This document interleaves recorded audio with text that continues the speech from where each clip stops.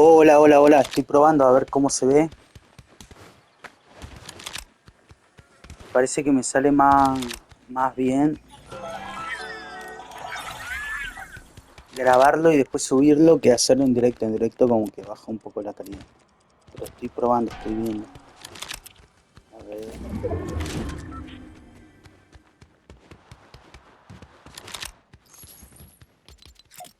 Tengo una consulta. Arriba a la derecha me sale 120 FPS. Mi tele no es de 120 FPS. ¿Por qué me sale así?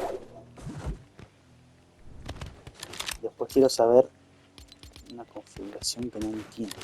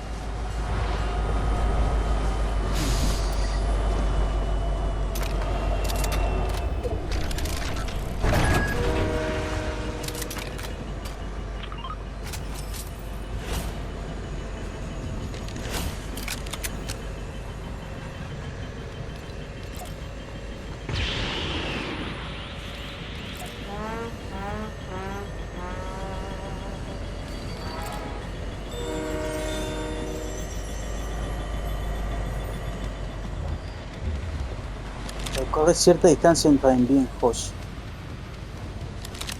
A ver.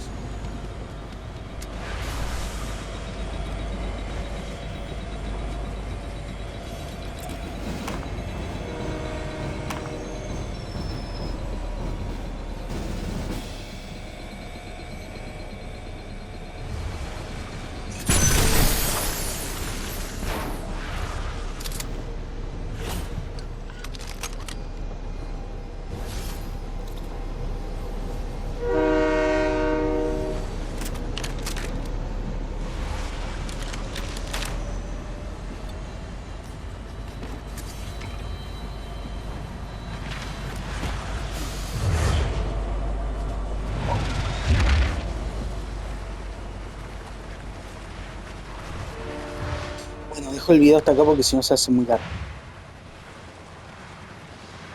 Se hace.